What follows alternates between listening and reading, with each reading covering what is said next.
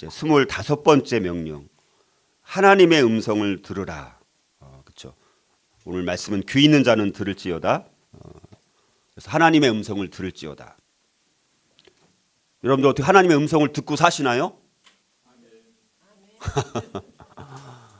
사실 하나님의 음성을 듣는 이 주제는 사실 우리 그리스도인들에게 너무너무 중요한 거예요, 사실은.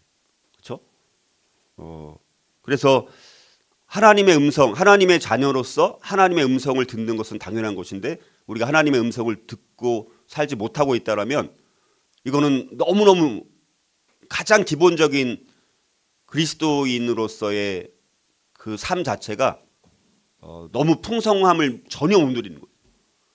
우리가 하나님 아버지, 아빠 아버지라고 부르는 그 하나님과 교제하고 대화를 나누고 그분의 음성을 듣고 그분의 음성을 따라서 살아가야 되는데 이것이 우리가 훈련이 되지 않고 이 관계가 형성되고 있지 않더라면 우리의 신앙생활은 어쩌면 죽어 있는 것과 마찬가지라고 볼 수도 있습니다.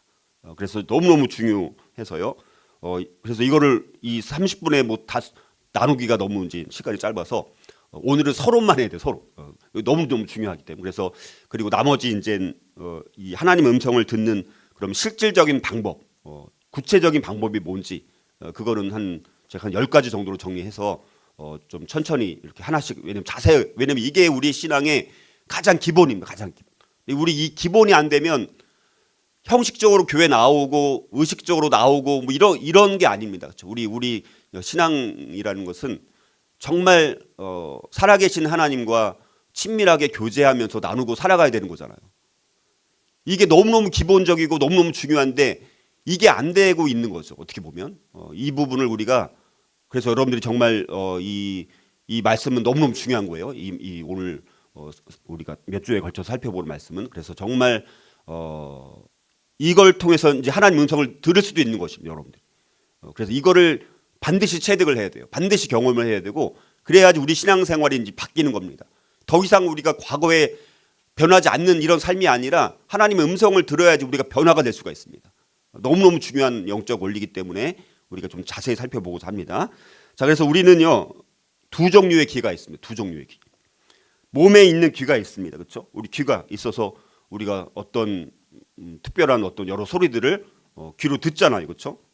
자, 그러나 몸에 있는 귀가 있는 반면에 영적인 귀가 있습니다. 영적인 귀. 그래서 영적인 귀로 하나님의 음성을 듣는 것입니다. 그러니까 우리 영적인 귀를 가져야 되는 거예요. 그래서 예수님이 제자들한테 마태복음 13장 13절 16절 이렇게 보면 들어도 듣지 못하며 깨닫지 못함이니라. 그 귀는 듣기에 둔하다. 너희 귀는 들음으로 복이 있도다. 너희 귀는 뭐라고요? 들음으로 복이 있도다. 우리가 들어야지 복이 있는 거예요. 그렇죠? 하나님의 음성을 들어야지 복이 있는 것입니다. 자, 그래서 우리가 하나님이라는 분이 뭐 초월적으로 멀리 계시는 하나님일 뿐만 아니라 하나님은 내재적인 분이십니다. 안에 또 우리 성령님을 통해서 말씀하시는 분이시니까 그래서 우리가 영적인 귀가 있어야지 하나님의 은밀한 지혜를 받을 수가 있고 그분께서 우리를 위해서 특별히 예비하신 많은 일에 대해서 그 의미들을 깊게 이해할 수가 있고 깨달을 수가 있는 것입니다. 그러니까 우리가 이게 그러니까 어떤 소리로 들리는 것도 물론 있을 수 있지만 영적인 깨달음을 통해서 하나님을 만나고 깨닫는 경우가 많이 있어야 되거든요. 그건 매일매일 경험할 수 있는 거예요. 매일매일. 그리고 우리가 뭐 지나가다가도 깨달을 수 있고 말씀을 듣다가도 깨달을 수도 있고 누군가랑 그냥 대화를 나누고 교제하는데 거기서 뭔가 갑자기 깨닫는 게 있거든요. 그게 하나님께서 말씀하시는 거예요. 여러 가지. 그러니까 하나님 말씀하시는 방법은요. 여러 가지 방법이 있습니다. 그래서 그게 이제 뭐 교회를 통해서 말씀하시고 뭐 사람을 통해서 말씀하시고 환경을 통해서 말씀하시고 뭐 성령님을 통해서 말씀하시고 또 여러 뭐 권위를 통해서 말씀하시고 여러 가지 다양한 방법이 있습니다. 그러니까 그것들을 우리가 이미 알고 있는 거예요, 사실은. 근데 그게 정리가 안 돼서 자기가 하나님의 음성을 또 사실 이미 들은 것도 있을 거예요. 근데 하나님의 음성을 들었는데도 자기가 들었는지도 모르고 살아간다니까 우리가. 그거를 우리가 이제 알아가야 된다라는 것입니다. 자, 그래서 우리가 영적인 귀를 성장시키는 것이 중요하고 수많은 여러 가지 많은 음성이 너무나 많죠. 지금은 오늘날 그런데 너무나 많은 목소리들이 있는데 어떻게 우리가 하나님의 음성을 들을 수 있느냐라는 주제입니다. 자, 그래서 우리가 이제 하나님의 음성의 분별은 우리가 라디오 주파수 조정에 견줄 수 있다는 것입니다. 주파수가 잘못 맞춰져 있으면 원하는 방송이 잡히지 않죠. 방송국 잘못이 아니잖아요. 자기가 주파수를 잘못 맞췄는데 그래서 안 들리는 건데 야, 이 방송국 문제가 많네? 그렇게 말할 수 있어요, 없어요? 말할 수 없는 거잖아요. 그렇죠? 방송국은 지금도 우리 지역에서 방송을 내보내고 있죠. 문제는 신호를 놓친 우리에게 있다는 것입니다. 많은 그리스도인들이 세상의 파장에 맞춰 있기 때문에 하나님의 음성을 놓친 것을 날마다 경험하는 것입니다. 그러니까 우리의 세상의 파장에 맞춰 있는 거예요. 하나님의 주파수에 맞춰져야 되는데 그래야지 하나님의 음성을 우리가 들을 수가 있는데 다른 것에 자꾸 마음을 빼앗기는 것입니다. 하나님은 우리 주변에서 일하고 계시지만 우리가 다른 음성을 듣느라고 바쁘다는 것이죠. 사실은 하나님이 말씀을 지금 하고 계시고 또 하신다고 할지라도 우리가 그 말씀에 주의를 기울이지 못할 뿐이다라는 것입니다. 자기 생각으로 안타를 맞추는 거예요. 사람들은 자기가 원하는 대답에 몰두되어 있어가지고 하나님의 음성이 있어도 묵살시키는 것입니다. 자기 생각, 자기 뜻, 또 자기 관심, 돈, 성공, 출세 등등 여기에 막 주파수가 맞춰져 있으니까 하나님이 계속해서 말씀하시는데도 그걸 못 듣는 거예요. 자, 그러면 우리가 하나님의 음성을 들으려면 세상이 보내는 메시지에 우리가 집중할 것이냐, 하나님이 들려주시는 진리의 말씀에 집중할 것이냐, 우리의 마음을 정해야 되는 거예요. 우리의 마음을 하나님께로 맞춰야 되는 것이죠. 근데 다른 것에 맞춰져 있으니까 말씀해도 안 들리는 거예요. 우리도 누군가 대화할 때 여러분들 관심이 지금 딴 데 있어요. 그럼 대화할 때 앞에 분명히 말하는데 그게 들려요, 안 들려요? 안 들린다니까요. 분명히 말했는데 자기는 못 들었다는 거예요. 왜? 지금 다른 생각을 하고 있으니까. 분명히 앞에 사람은 이렇게 분명히 말했는데 우리는 저렇게 따르게 듣고 아예 듣지 못하는 경우가 우리도 그 관계 속에서 그런 경험이 많이 있어요, 없어요? 많이 있는 거잖아요. 하나님과의 관계도 똑같은 거예요. 자, 그리고 이제 리즈 하웰즈라는 중보 기도회 아주 탁월한 분이 계신데 그분에게 이제 하나님의 목소리를 어떻게 알아듣느냐라고 물으니까 이렇게 대답을 했다고 합니다. 자, 당신은 어머니의 목소리를 다른 사람들 목소리와 구별할 수 있습니까? 우리는 누구나 구별할 수 있듯이 바로 그와 똑같이 나도 하나님의 목소리를 알아듣습니다. 이렇게 이제 대답을 했다라고 합니다. 자, 그래서 우리가 세상의 소음을 듣는 것에 익숙해져 있는 우리는 이제는 우리의 내면 세계를 들을 수 있는 내적인 귀를 성장시키는데 우리가 초점을 맞춰야 된다라는 것입니다. 자, 제가 한번 예를 들었던 예화인데요. 3명의 군사가 항공모함의 이제 갑판에 서 있었습니다. 근데 갑자기 사령관이 막 미사일이 다가오고 있음을 확인하고 엎드려 이렇게 소리를 지른 것이죠. 왜냐하면 잘못하면 죽으니까 다.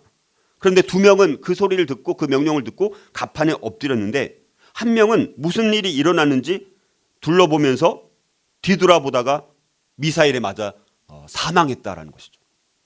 여러분들 이 일화는 우리가 이 순종을 대하는 2가지 접근법을 제가 말씀드렸죠. 그러니까 이 하나님의 음성은요 순종과 아주 직결되어 있습니다. 그러니까 순종과 하나님의 음성, 하나님의 음성과 순종은요 아주 너무 직결되어 있습니다. 그래서 우리가 순종에 대한 거를 우리가 알아야 돼요. 그래서 순종은 2가지 접근법이 있다라고 말씀드렸죠. 하나는 헬라식 접근법이에요. 헬라식 접근법은 뭐냐? 먼저 이해한 후에 순종하는 거예요. 자기가 이해돼야지 순종하는 거예요. 하나님께서 명령하셨는데 왜 하나님 이 일을 왜 합니까? 어떻게 해야 됩니까? 그걸 다 안 다음에 아 그러네요. 그러면 순종하겠습니다. 이게 헬라식 접근법입니다. 자, 그래서 아까 뒤를 돌아본 병사는 왜 엎드려야 하는지 안 후에 순종할지 말지를 결정하려 했다는 것입니다. 그냥 바로 순종해야 되는데 저 갑자기 아무 일도 없는 것 같은데 왜 갑자기 엎드리라고 그 사령관이 말을 할까? 한번 뒤를 한번 돌아본 거예요. 확인하려고. 그 명령을 이해하려고. 그러다 죽었다니까요. 자, 그런데 2번째 히브리식 접근법은요. 먼저 순종한 후에 이해하는 것입니다. 하나님은 히브리식 접근법을 사용해서 아브라함을 훈련시켰습니다. 그래서 고향을 떠나라고 했었고요. 아들을 바치라고 이제 한 다음에 그 다음에 순종한 거죠. 근데 아브라함이 왜 갈대아 우르를 떠납니까? 왜 하란을 떠나서 가나안 땅을 왜 가야 합니까? 아니면 이삭을 바치라고 했는데 하나님 제 독생자 아들 유일한 외아들인데 왜 이삭을 바치라고 합니까? 이렇게 따지고 묻고 하나님이 다 알려주신 다음에 그 다음에 순종을 했나요? 그런 게 아닙니다. 그냥 명령하니까 순종했어요. 그리고 나서 나중에 보니까 순종했더니 하나님이 이래서 약속의 땅으로 가게 하셨고 가나안 땅으로 가게 하셨고 갈대아 우르를 떠나게 하셨고 이삭을 이렇게 이런 이유 때문에 바치라고 하셨구나. 처음부터 알았습니까? 처음부터 아는 사람은 없다는 거예요. 순종하고 나니까 순종하고 보니까 그때 하나님께서 나에게 말씀하신 명령이 이런 것이었구나. 그래서 더 엄청난 하나님의 놀라운 섭리의 손길을 그때서야 깨닫게 된다라는 것입니다. 자, 그러니까 우리도 마찬가지입니다. 히브리식 접근법을 통해서 하나님께 순종한 다음에 그 이유를 이해하려고 해야 한다라는 것입니다. 이것이 성경적인 접근법이라는 것입니다. 자, 그래서 순종에 대한 히브리식 접근법은 명령하는 자와 이를 실행하는 자 사이에 긴밀한 관계가 존재함을 전제한다는 것이죠. 그래서 예수님은 요한복음 10장 27절에서 내 양은 내 음성을 들으며 나는 그들을 알며 그들은 나를 따르느니라 라고 말씀하시면서 중요한 게 뭡니까? 관계를 강조합니다. 양은 낯선 사람의 목소리를 알지 못하니까 그 목소리를 알지 못하는 사람을 따르지 않는 것이죠. 자, 많은 소리들이 있습니다. 우리 주위를 끌고 있을 때 우리가 목자의 음성을 들을 수 있어야 합니다. 자, 그런데 우리를 구원으로 부르시기 위해서 하나님께서는 어떤 목소리라도 사용할 수 있는데, 근데 중요한 것은 뭡니까? 그 음성을 계속 듣기 위해서는 먼저 우리가 하나님의 양이 되는 것이 중요합니다. 우리가 먼저 하나님의 양이 돼야지 목자이신 하나님의 음성을 들을 수 있는 것입니다. 그러니까 우리가 구원받는 거듭남이 그래서 중요한 거예요. 거듭난 사람들이 하나님의 자녀가 되는 거잖아요. 그러니까 거듭나지 않으면 교회를 다녀도 하나님의 자녀가 아닌 거예요. 본인은 하나님의 자녀라고 착각하고 물론 살 수도 있어요. 그러니까 우리가 하나님의 자녀가 된다라면 아빠 아버지신 하나님을 마음껏 부를 수가 있고 그분의 음성을 우리가 들을 수 있는 것입니다. 그래서 우리가 먼저 하나님의 양이 되는 것이 중요합니다. 그래서 예수님께서 우리를 위해서 죽으시고 또 그분이 부활하셨고 승천하셨고 하늘에서 중보하고 계시고 우리가 이런 것들을 우리가 정말 믿을 때 하나님의 자녀가 되는 것이잖아요. 그렇죠? 우리가 하나님의 자녀가 먼저 되는 것이 중요합니다. 근데 우리가 정말 신앙생활 오래 했어도 정말 내가 하나님의 음성을 듣는 것이 너무나 어렵고 하나님과의 교제 자체가 되지 않는다라고 했을 때는 한번 정말 우리의 구원을 반드시 한번 점검해 볼 필요가 있다라는 것입니다. 자, 그래서 양은 또 단순합니다. 하나님의 백성이 됐다라는 것은 단순한 거예요. 복잡한 게 아닙니다. 양은 너무너무 단순한 동물입니다. 자, 그래서 복잡하지 않다는 거예요. 양들이 자신의 목자만이 자신들을 위한 최고의 목초지가 어디인지 가장 잘 알고 있는 것을 믿고 따르는 것처럼 자, 우리도 마찬가지입니다. 우리의 시선을 목자 되시는 주님께만 고정시키고 그분의 목소리만 들으며 우리가 그분만을 따르기로 마음을 작정하고 우리가 그분께 시선을 맞추는 것이 중요합니다. 그러니까 그분과의 교제가 너무 중요한 것이고 그래서 하나님의 음성을 들은 사람들은 반드시 하나님께 순종하게 되는 거예요. 하나님의 음성을 들었다라고 하면서 순종하지 않는다. 물론 갈등이 있을 수 있죠. 왜냐하면 내가 따르기 어려운 명령도 있잖아요. 갑자기 저한테도 예를 들어서 평범한 표준협회, 가장 표준협회, 표준협회를 잘 다니고 있는 저에게 하나님께 부르셨을 때 그 직장을 때려치고 다시 목회자의 부르심을 따라서 직장을 그만두고 또 하나님께 순종하는 것이 어려운 것입니다. 물론 곧바로 순종할 수도 있겠죠. 그러나 갈등, 조정이 그래서 필요한 것이죠. 자, 그래서 우리가 하나님께 초점을 맞추는 것이 중요하고 그래서 우리가 복잡하게 생각하지 말아야 된다는 것입니다. 그래서 우리가 하나님을 정말 진심으로 기쁘게 해드리고 그분께 우리가 정말 순종하길 원한다면 하나님의 음성을 듣는 것은 어려운 일이 아니라는 것입니다. 근데 우리의 관심이 다른 곳에 있어요.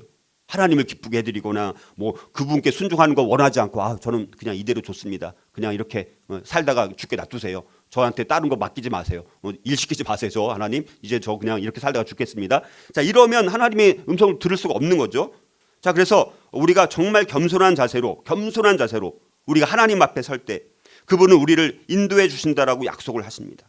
하나님의 음성을 듣는데 우리가 도움이 되는 가장 기본적인 것들을 말씀을 드리면 먼저 하나님의 주권을 인정해야 돼요. 하나님의 주권.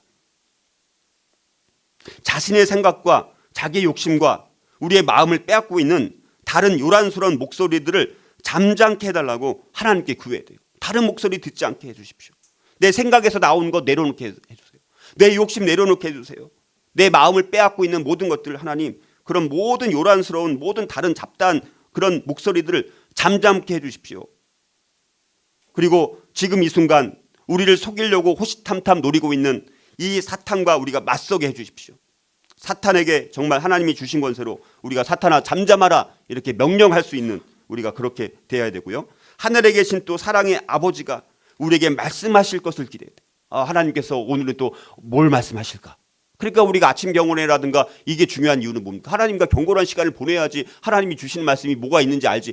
하나님 아침에도 그냥 전혀 말씀 안 읽지도 않고 묵상하지도 않고 또 하루 종일 성경 한 번도 읽지도 않고 그냥 오늘 뭐 할까? 오늘 또 뭐 입지? 오늘 뭐 먹을까? 이런 것만 생각하다가 하루 종일 마치면 하나님의 음성을 들을 시간이 언제가 있습니까? 그러니까 당연히 못 듣는 거죠. 그래서 오늘 하나님이 나에게 뭘 말씀하실까? 그런 기대감을 가지고 매일매일 그래서 이제 우리가 다음 주부터 말씀드리는 그런 구체적인 이런 방법들을 실현을 해야지 하나님의 음성을 우리가 들을 수 있게 되는 것입니다. 자, 그래서 하나님의 음성을 들을 수 있도록 하나님이 우리를 지으셨다는 거예요. 중요한 것은. 창조 여섯째 날에 창세기 1장 26절 27절 하나님이 이르시되 우리의 형상을 따라 우리의 모양대로 우리가 사람을 만들고 하나님이 자기 형상 곧 하나님의 형상대로 사람을 창조하시되 남자와 여자를 창조하셨다. 이렇게 말씀하시지 않습니까? 창세기 1장 거기 26절에 보면 엘로힘 하나님을 엘로힘이라고 하잖아요. 제가 우리가 지난 작년인가 우리가 하나님 이름에 대해서 자세히 살펴본 적이 있었잖아요. 엘로힘이라고 하죠. 성부 하나님, 성자 하나님, 성령 하나님 이 삼위일체 하나님과 연관되기 때문에 하나님을 여기 엘로힘이라는 것이 복수로 되어 있어요. 복수. 하나님은 복수로 되어 있습니다. 왜? 성부 하나님, 성자 하나님, 성령 하나님, 삼위일체 하나님이기 때문에 엘로힘은 복수로 되어 있는 것입니다. 자, 인류를 창조하신 하나님의 목적은 우리가 생육하고 번성해서 하나님과 친밀한 교제를 나누기 위함이에요. 우리를 창조하신 목적이 뭐라고요? 하나님과 교제하는 것이 핵심이에요. 우리의 신앙은 가장 중요한 게 하나님과 교제하는 것입니다. 근데 이 하나님과 교제하는 하나님과 교제를 뭘로 합니까? 하나님의 음성을 듣고 우리가 교제하는 거잖아요. 이게 빠진 신앙생활이라면 이거는 너무너무 심각한 거예요. 이건 뭐 말로 다 할 수 없는 심각함이라고 볼 수 있습니다. 자, 그래서 바람이 불 때 하나님은 동산을 거니셨고 아담과 하와와 함께 대화하셨던 것을 우리가 보게 됩니다. 자, 살아계신 하나님의 이 말씀으로 정의되는 또 예수님께서 바로 그 말씀에 대해서 우리가 말씀하신 것을 보게 됩니다. 예수님이 그리고 신약 성경은 예수님이 그 말씀이다. 우리 요한복음 1장 거기 1절에 보면 태초에 말씀이 계시냐. 그 말씀이 이제 로고스입니다. 로고스. 그래서 이 말씀이라는 것이 로고스라는 것이 어마어마한 깊은 영적인 의미가 담겨 있는 이름이더라고요. 그래서 제가 이 로고스라는 말을 너무 좋아합니다. 또 예수님이기도 하고 말씀이 또 태초에 계셨고 그분이 또 예수님이시고 그래서 제 홈스쿨링 옛날 첫 번째 이름 그래서 로고스 빌리지 우리 가정 홈스쿨링의 이름을 로고스 빌리지라고 썼어요. 로고스 이 말씀이 있는 우리 마을 같은 우리 가정 이렇게 이제 생각해서 그렇게 썼는데 거기 태초에 말씀이 계시니라. 근데 이 말씀이 하나님과 함께 계셨으니 이 말씀은 곧 하나님이시니라라고 말씀합니다. 그가 태초에 하나님과 함께 계셨고 만물이 그로 말미암아 지은 바 되었으니 지은 것이 하나도 그가 없이는 된 것이 없느니라 이렇게 말씀합니다. 자, 여러분들 인간은 세 부분으로 되어 있습니다. 창세기 2장 7절에 보면 여호와 하나님이 땅의 흙으로 사람을 지으시고 거기 이제 사람이라는 것이 이제 여기 몸을 말하는 거죠. 사람을 지으시고 생기를 그 코에 불어넣으시니 사람이 생명이 되니라. 자, 세 가지입니다. 몸과 마음과 영혼입니다. 몸, 마음, 영. 자, 우리는 창조된 몸, 우리 몸을 하나님께서 창조하셨습니다. 이게 뭐 진화론자들이 말한 것처럼 우연히 이렇게 해가지고 이렇게 진화해갖고 인간이 되었다. 이게 믿어지나요? 이렇게 정교한 인체가 나올 수가 있을까 봐요. 저는 매일매일 그걸 느껴요. 저는 저 몸을 볼 때마다 화장실 가든지 그리고 여기 발에 있는 핏줄 하나만 보더라도 야, 이런 것이 어떻게 이렇게 생명체로 내가 살아있는 게 신기하지 않나요? 별로 안 느끼시는지. 자, 그래서 우리가 창조된 몸으로 육신의 세상과 소통하며 그래서 우리가 촉각, 미각, 시각, 청각, 후각, 오감을 통해서 이 세상 육신의 세상과 소통하는 거예요. 오감, 그렇죠. 우리가 촉각, 미각, 시각, 청각, 후각 이런 걸 통해서. 자, 또 마음으로 우리가 판단하는 거예요. 마음으로 판단해서 마음으로 감정을 느끼고 우리가 마음으로 결정을 내리는 거예요. 그래서 이런 마음을 통해서 사람들과 수평적 대화를 나누는 능력을 제공받은 거예요. 그래서 마음이 따뜻한 사람이랑 대화를 나누고 싶어요? 마음이 차가운 사람이랑 대화를 나누고 싶습니까? 마음이 따뜻한 사람. 그 마음으로 우리가 감정을 느끼고 그 사람이 나를 경청하고 나를 사랑하는가 이런 걸 느끼면서 수평적인 이런 대화를 우리가 나누게 되는 것입니다. 자, 그러나 영혼을 통해서 우리 영혼을 통해서는 하나님과의 대화 능력을 갖게 된다는 것입니다. 우리 영혼을 통해서. 그러니까 우리가 영혼이 있으려면 영적으로 거듭나야 되는 것입니다. 그래서 예수님께서 니고데모한테 육으로 난 것은 육이요 영으로 난 것은 영이니 이렇게 말씀했습니다. 그러니까 영으로 거듭나야 됩니다. 그러니까 니고데모와 같은 어마어마한 바리새인, 뭐 율법사 중에 율법사, 뭐 최고의 유대인이고, 뭐 종교인이고, 뭐 학식 있는 사람이고, 사내들이 공회 의원이고, 경험도 많은 사람이고, 뭐 최고의 뭐 정말 탁월한 최고의 사람인데도 불구하고 영적으로 거듭난 것에 대해서 이해가 안 돼서 예수님이랑 대화하면서 예수님이 니고데모를 통해서 영적으로 거듭난다는 게 무엇인지 알려주신 것 아닙니까? 요한복음 3장을 보면. 그래서 우리가 영적으로 다시 거듭나야지만 우리가 하나님의 자녀인 것을 확증하게 되어지고 그분의 영이 우리의 영혼과 연합해서 더 풍성하고 친밀한 교제를 나누게 되는 것입니다. 로마서 8장 16절 성령이 친히 우리의 영과 더불어 우리가 하나님의 자녀인 것을 증언하신다라고 말씀을 하고 있습니다. 하나님의 영, 그러려면 우리의 영혼이 거듭나야지만 거듭난 영혼들이 하나님과 영적으로 대화를 나누고 하나님의 음성을 들을 수가 있는 것입니다. 하나님의 음성 또 세 가지 특성이 있는데요.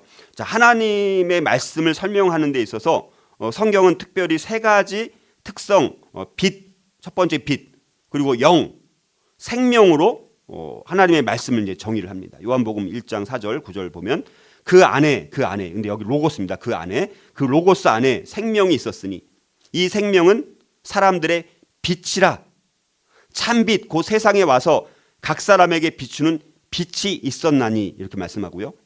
요한복음 6장 63절은 내가 너희에게 이른 말은 영이요 생명이라. 영, 그러니까 생명, 빛, 영 세 가지. 예수님께서 제자들을 가르치시는 동안 말씀하신 이 단어들은 하늘에 계신 아버지께로부터 온 것이었습니다. 그래서 예수님은 요한복음 14장 10절에서 너희에게 이르는 말은 스스로 하는 것이 아니라 예수님도 말하는 너희에게 이르는 이 말은 내가 스스로 하는 것이 아니야. 하나님께로부터 온 거야. 하늘 아버지로부터 온 말씀들. 이거는 빛, 영, 생명이었다라고 말씀을 하는 것이고 세상의 빛으로 오신 예수님에 의해서 이런 말씀들이 우리에게 설명이 되어진 것입니다.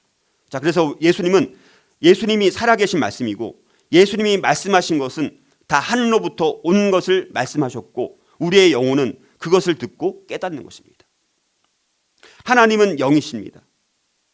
우리가 거듭났다라면 우리 또한 영혼이 있기 때문에 우리는 내 영혼에 거하시는 하나님의 음성을 듣는 것입니다. 하나님이 영이시기 때문에 우리가 거듭난 사람들에게는 영적으로 영혼이 있어서 그 영혼이 이제 죽은 영혼이 아닌 거죠. 살아있는 영혼이 된 것이죠. 그래서 하나님의 음성을 듣는 것입니다. 고린도전서 2장 11절에 사람의 일을 사람의 속에 있는 영 외에 누가 알리요? 사람의 속에 있는 영 외에 누가 알리요? 이렇게 말씀합니다. 자, 사탄이 하나님의 가르침과 반대되는 행동을 하도록 예수님을 시험했을 때 예수님은 신명기 9절을 인용하셨죠. 기록되었을 때 사람이 떡으로만 살 것이 아니요 하나님의 입으로부터 나오는 모든 말씀 레마로부터 살 것이니라 이렇게 말씀하셨습니다. 자, 하나님의 말씀 아까 이제 어떤 건 로고스 말씀이 어떤 때는 로고스로 나오고 어떤 때는 레마로 나옵니다. 자, 그래서 하나님의 말씀 특별히 레마라는 것은 우리 영혼에 생명력을 불어넣는 역할을 하고 우리의 믿음을 세우는 역할을 합니다. 로마서 10장 17절 믿음은 들음에서 나며 들음은 그리스도의 말씀으로 그 말씀 레마 그 그리스도의 레마로 말미암았느니라 이렇게 말씀합니다. 자, 성경에서 여러분들 그래서 로고스와 레마 많이 들어보셨죠, 그렇죠? 아마 다 기본적으로 아실 것입니다. 일반적으로 성경은 살아계신 로고스이신 예수님 그러니까 예수님이 로고스라고 말씀이라고 이제 나오는 거예요. 그러니까 예수님 자체가 말씀입니다. 로고스이고. 자, 성경은 그러니까 일반적으로 성경은 살아계신 로고스이신 예수님뿐만 아니라 하나님의 말씀 전체를 로고스라고 말을 합니다. 하나님 말씀 전체를. 그러니까 로고스라는 말은 말씀 전체를 가리킬 때, 또 예수 그리스도라는 하나님의 자기 계시 표현으로 사용할 때 로고스라는 것이 보통 사용됩니다. 자, 그래서 몇 가지 예를 들면 누가복음 8장 11절에 씨는 하나님의 말씀이요. 그럴 때 말씀은 로고스입니다. 빌립보서 2장 16절에서 생명의 말씀을 밝혀, 생명의 로고스, 거기서 로고스를 밝혀. 자, 진리의 디모데후서 2장 15절에 진리의 말씀을 옳게 분별하며, 진리의 말씀, 거기 진리의 로고스를 옳게 분별하며. 히브리서 4장 12절 하나님의 말씀은 활력이 있어. 거기 하나님의 로고스는 활력이 있어. 베드로전서 1장 23절 너희가 거듭난 것은 썩어질 씨로 된 것이 아니요 썩지 아니할 씨로 된 것이니 하나님의 말씀으로 되었느니라. 하나님의 로고스로 되었느니라. 베드로전서 2장 2절 깐난 아기들같이 순전하고 신령한 젖을 사모하라. 이 젖이라는 것이 로고스입니다. 로고스. 젖이라는 것이 그게 말씀이에요. 로고스. 그 신령한 젖을 사모하라. 이는 그로 말미암아 너희로 구원에 이르도록 자라게 하려 함이라. 자, 그런데 우리 개인적 적용을 하도록 개인에게 주어진 특별한 말씀을 설명할 때 성경은 그거를 레마 이렇게 이제 이야기를 하는 것입니다. 그러니까 근데 레마는 넓게 보면 하나님 말씀 전체 일부이긴 합니다. 로고스의 일부분이에요.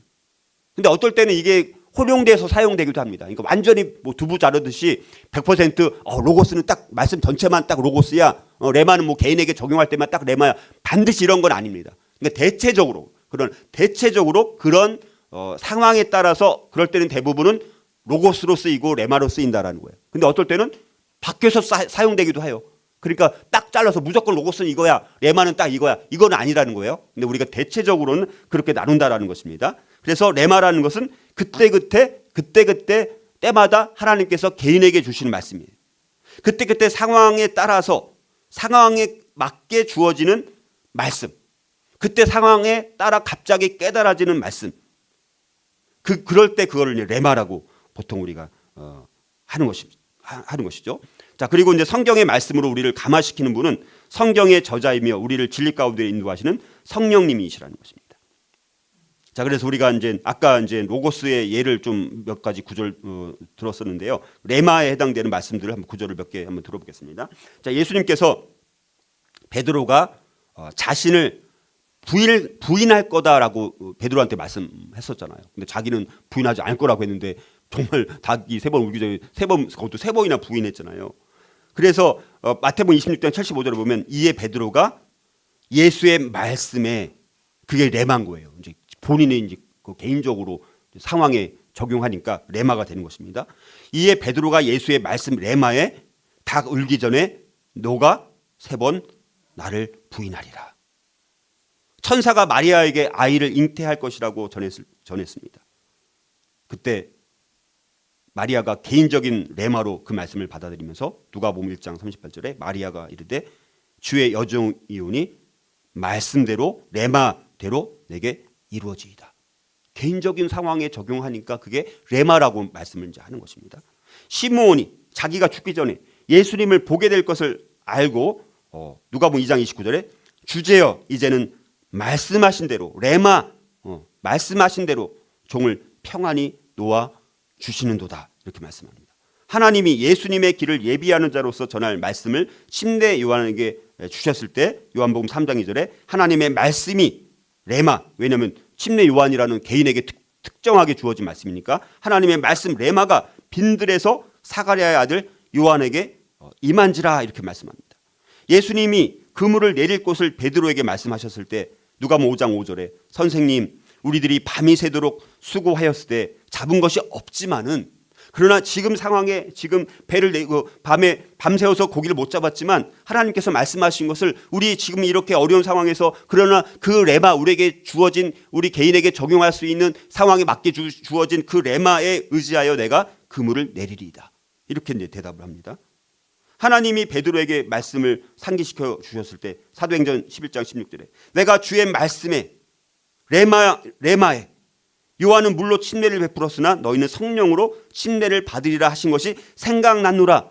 개인적인 적용, 그때 맞는 상황에 맞는 깨달음이 있었을 때 레마라는 말씀을 사용하는 것이죠.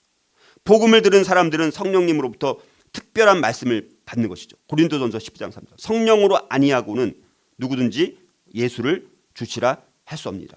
자, 이제 이건 레마는 설명드렸고요. 복음을 들은 사람들은 그래서 성령님으로부터 특별한 말씀을 받게 되는 것입니다.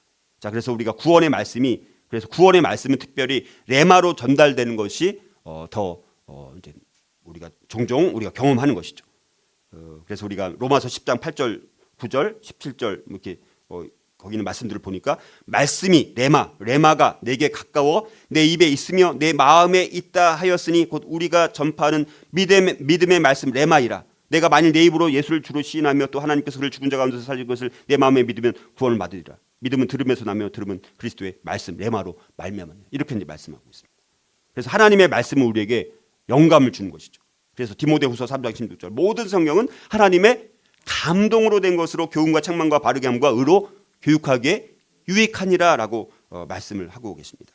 자, 성령님은 그래서 하나님과 함께하는 매일의 우리의 삶의 여정에 적용할 특별한 말씀을 우리에게 보여주신다는 것이죠. 그래서 우리 자신의 생각을 내려놓고 우리가 순종하려고 할 때 비로소 하나님의 음성이 들리게 되는 거예요. 우리가 순종하려고 할 때 오늘은 그냥 하나님과 관계없이 나 그냥 편하게 내 생각대로 오늘 살아야지. 그러면 말씀하고 있는데도 못 듣게 되는 것입니다. 자, 그래서 우리가 이런 말씀을 영의 귀로 듣고 우리가 순종할 때 우리는 예수님의 음성을 들으라는 이 명령을 준행하게 되는 것입니다. 자, 그러면 하나님은 자신이 말씀하고 계시면 어떻게 확증하시냐라는 것입니다. 자, 하나님께서 전혀 말씀하시지 않았는데 자기에게 말씀하셨다라고 우리가 말할 수는 없는 것이죠. 그렇다면 하나님께서 우리에게 말씀하고 계신 것을 어떻게 알 수 있을까? 자신의 뜻 혹은 내 뜻 혹은 광명의 천사를 가장한 사탄의 기만적인 목소리가 아니라 하나님께서 말씀하시는 것인지 확인을 할 수 있는 여러 가지 특징들이 있는데 그거는 물론 다음 주부터 이제 더 자세히 말씀드리겠지만 두세 사람의 증언이 필요합니다. 두세 사람이 증언. 혼자만의 일방적이고 뭐 그렇게 한 것이 아니라 두세 사람의 증언이 필요합니다. 하나님께서 말씀으로부터 레마를 전하실 때 두세 번의 레마로 자신이 말씀하고 계심을 확인해 주신다는 것입니다. 두세 사람의 증인을 통해서 모든 말씀이 성취되도록 하기 위한 하나님의 특별한 뜻이 있는 것입니다. 하나님의 이 율법에 있는 이 원칙은 사도 바울이 고린도 교회에 쓴 사도 서신 고린도후서 13장 1절에서 내가 이제 세 번째 너희에게 가리니 두세 증인의 입으로 말미암아 확정하리라 이렇게 말씀합니다. 그러니까 우리가 어떤 한 사람의 일방적인 생각보다는 여러 사람들의 일치되는 것이 있습니다. 그러니까 우리 교회 공동체에서도 우리 하나님 앞에 다 기도합니다. 근데 기도하고 깨달은 것들을 나눈다고 했더니 막 다 달라요. 그러면 어느 게 하나님의 뜻인지 잘 알 수가 없어요. 근데 다 기도를 함께 힘을 모아서 뜻을 모아서 한 마음으로 뜨겁게 막 열정적으로 기도를 했더니 나중에 보니까 다 깨달은 바가 똑같아요. 예를 들어서. 그러면 정말 하나님의 음성일 확률이 매우 높은 것이죠. 교회에 주신 하나님의 말씀일 확률이 많은 것이죠. 그러면 거기에 순종해야 되는 것이죠. 그리고 특별한 것은 하나님께서 어떤 한 사람을 부르실 때 두 번씩 반복하고 있다는 것이 특이하다는 것이죠. 아브라함도 보면 창세기 22장 11절에 여호와의 사자가 하늘에서부터 그를 불러 이르시되 아브라함아 아브라함아 하시는지라. 모세한테도 출애굽기 3장 4절에 하나님의 떨기나무 가운데서 그를 불러 이르시되 모세야 모세야 하시매. 사무엘한테도 어린 사무엘한테 여호와께서 임하여 서서 전과 같이 사무엘아 사무엘아 부르시는지라. 사울한테도 바울 되기 전에 사울 땅에 사도행전 9장 4절에 땅에 엎드러져 들음에 소리가 있어 이르시되 사울아 사울아. 이렇게 두 번 증인도 두 번이 필요하고 우리에게도 하나님께서 말씀하실 때는요 분명하게 말씀하실 확률이 많습니다. 그게 정말 하나님의 뜻일 때. 그래서 재혼아 재혼아 여러분들 이름을 향해서 두 번 말씀해 보세요. 하나님 부르신다고 생각해요. 시작.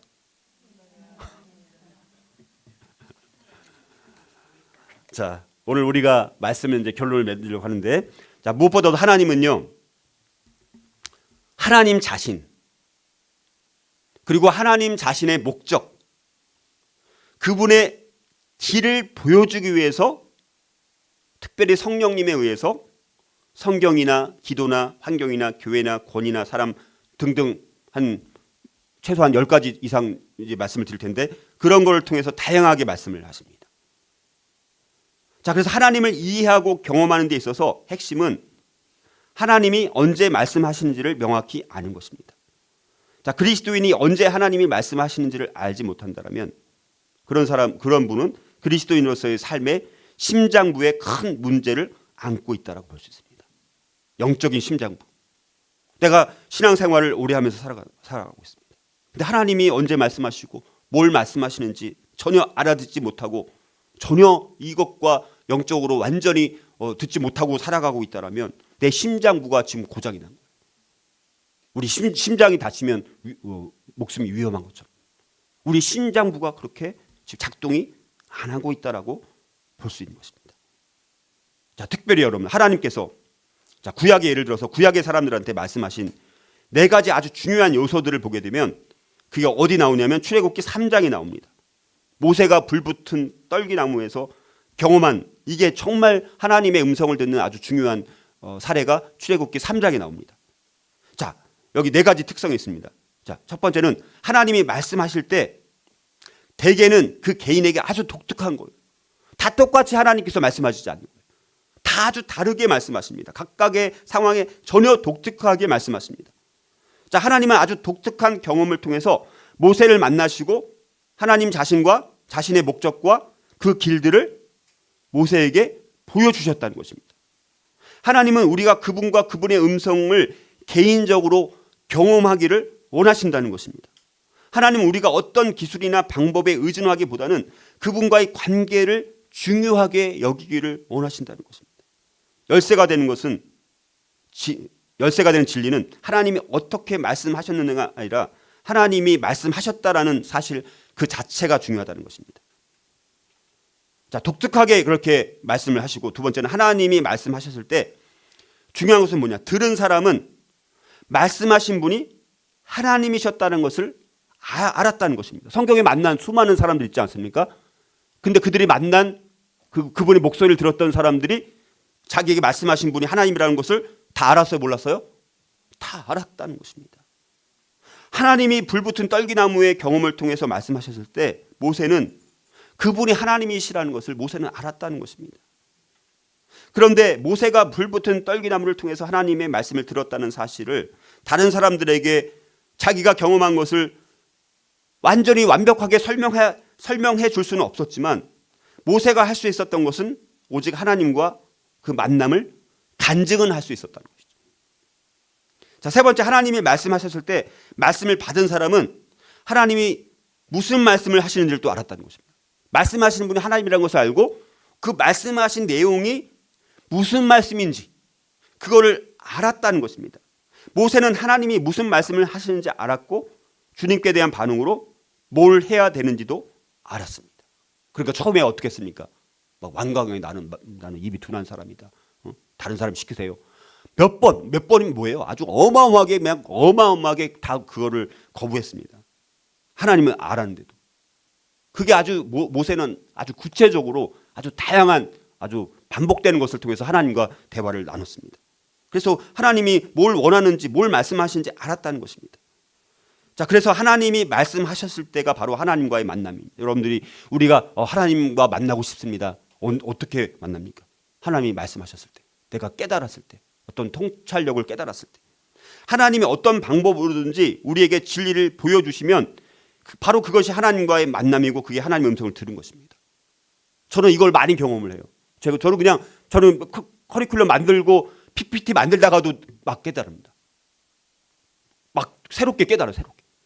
와, 새로운 눈으로 보게 되는 거예요. 그러니까 세상에 있는 것들을 전혀 못 봤던, 내가 보지 못했던 것을 보게 해주시거든요. 그것도 하나님과의 만남이고 그것도 하나님께서 깨닫게 해주신 것이고 그것도 하나님께서 그것을 통해서 사건을 통해서든 인물을 통해서든 어떤 작품을 통해서든 말씀하시는 것을 듣는다는 것이죠. 매일매일 우리는 수없이 많이 들을 수 있다라는 사실입니다. 요한복음 8장 47절 말씀을 보면 하나님께 속한 자는 하나님의 말씀을 듣나니, 그러니까 수없이 많이 하나님께 속한 자는 하나님의 말씀을 듣나니, 너희가 듣지 아니함은 하나님께 속하지 아니하였음이로다. 너희가 듣지 못한다는 것은 하나님께 속하지 않았기 때문에, 하나님의 자녀가 되지 않았기 때문에, 양이 아니기 때문에 목자의 음성을 못 듣는다, 이렇게 말씀하는 것입니다. 요한복음 18장 37절, 무릇 진리에 속한 자는 내 소리를 듣느니라. 무릇 진리에 속한 자는 내 소리를 듣느니라, 이렇게 말씀하신다는 것입니다. 하나님은 아까 말씀, 그 자신과 하나님 자신과 자신의 목적과 길을 드러내기 위해서 근데 말씀하는 것이 우리랑 농담하려고 말씀하는 거 아니에요. 우리는 농담으로 대화를 나누지만, 하나님은 우리를 부르실 때 농담으로 우리를 부르는 것이 아니라 하나님 자신을 드러내고, 하나님 자신의 목적이 뭔지 드러내고, 하나님의 길이 뭔지를 우리에게 알려주기 위해서 하나님은 말씀하신다는 것입니다. 하나님은 모세에게 나타나셔서 자신의 뜻에 대해 말씀하셨습니다. 하나님은 모세가 애굽으로 가기를 원했습니다. 미디안에서 40년 동안 살았던 모세를 다시 40년 전에 애굽의 왕국에서 살았던 그 애굽으로 다시 가기를 원하셨고, 그 결과 모세를 통해서 이스라엘 민족을 구원하실 수가 있었습니다. 모세를 부르신 것은 목적이 있는 것입니다. 그 길이 있었던 거예요. 그 길대로 모세를 계속해서 안내를 해 주었고, 모세는 하나님 말씀에 순종해서 그 길을 계속해서 따라갔더니 하나님께서 원래 모세를 통해서 이스라엘 민족을 애굽에서 구원하기로 하셨던 원래 하나님의 그 목적과 그 뜻을 하나님께서 이루셨다는 것입니다. 하나님은 아브라함에게 한 약속을 이행하시고 이스라엘에게 약속하신 땅을 주기 위해서 모세에게 자신의 거룩하심과 자비하심과 그분의 능력과 자신의 이름과 목적, 이런 것을 다 계시해 주셨던 것입니다. 하나님은 하나님의 사람들에게 말씀하신다는 거예요. 하나님께서 말씀하실 때 하나님은 자신과 하나님 자신의 목적과 하나님 자신의 길을 드러내시기를 원하신다는 것입니다. 그래서 우리에게 말씀하시는 것입니다. 하나님은 자신의 목적을 계시하심으로 우리는 그분의 일을 하게 되는 것입니다. 그리고 하나님이 그분의 길을 보여주심으로 우리는 그분의 목적을 이룰 수 있게 되는 것입니다. 그래서 하나님의 계시는 우리를 하나님과의 사랑의 관계로 인도하도록 계획되어 있는 것입니다. 하나님은 성령님을 통해서 하나님 자신의 목적과 길을 계시하신다는 것이죠. 그래서 우리가 하나님이 말씀하시면 그것이 곧 하나님과의 만남이 되는 것입니다. 자, 지금으로부터 제가 한 22년 전, 20년이 벌써 넘었네요. 우리 예진이 저렇게 벌써 컸는데 22년 전에 성경학교가 있었습니다. 제가 선교했던 교회에서. 그래서 주일 오후 예배 때 주일학교 아이들이 성경학교 때 배운 찬양과 율동을 발표하는 시간이 있었습니다. 그때 저희 딸이 6살. 저희 예진이도 그 발표하는 아이들 20명 정도 되는 속에 함께 있었습니다. 그런데 제 마음속으로 염려가 되었어요. 왜냐하면 너무너무 잘하는데 어떨 때는 이렇게 좀 약간 얌전했었거든요. 잘 반응을 이제 보이지 않았기 때문에. 그리고 그 전에도 발표 시간이 있었는데 잘 따라하지 않아서 이제 그런 게 마음에 남다 보니까, 야, 이거 발표 잘할 수 있나? 이제 한 20명 아이들이 있는데 저는 누구만 보일까요? 저희 딸만 대부분, 물론 다른 것도 보이지만 딸에면 제 시선이 갇혀 있는 것이죠. 근데 찬양과 율동 발표 시간이 됐는데 정말 오히려 제 염려와는 전혀 달리 너무나 발표를 거의 다른 아이들과 함께 너무너무 이쁘게 너무 잘하는 것입니다. 그러니까 아빠로서 그 아이의 발표하는 모습이 너무나 이쁘고 사랑스러웠겠죠. 그리고 거기서 이제 깨달은 것이 하나 있었습니다. 그것은 율동과 함께 찬양을 했는데 20여 명의 아이들의 목소리가 다 들렸을 텐데 저의 귀에는, 그리고 맨 앞에 앉아있지도 않았는데도 우리 딸 아이의 찬양 소리는 유난히 더 분명히 제 귀에 들렸다라는 사실입니다. 저희 딸의 찬양 목소리만 더 저에게 들리는 거예요. 그래서 나중에 돌아보고 하나님 음성이라는 주제와 관련해서 저에게 영적인 깨달음이 왔습니다. 그 깨달음도 저에게 하나님이 말씀하시는 거예요. 하나님께서 저에게 깨닫게 해주시고 저에게 말씀해 주시고, 이렇게 정말 하나님은 자기가 사랑하는 자녀를 관심 있게 보신다. 그리고 말씀하신다. 근데 놀라운 것은 이렇게 육신적인 아버지인 제가 제 딸 아이의 목소리를 멀리서, 그리고 많은 아이들 속에서 분명하게 구별해서 들을 수 있는 것과 비교도 안 될 만큼 오히려 하나님은 우리와 관계를 맺고 우리와 대화를 나누시고 우리에게 말씀해 주시고 우리의 또 목소리를 들어주신다라는 사실입니다. 우리의 매일의 삶 가운데 주님께서는 우리에게 너무나 다양한 방법으로 우리에게 다가오시고 말씀하시고 하나님의 음성을 들려주신다는 거예요. 왜? 우리가 하나님의 사랑스러운 자녀이기 때문에. 자, 그런데 제 딸 아이는 제가 자기의 찬양 소리를 듣고 있는 것을 알아요, 몰라요?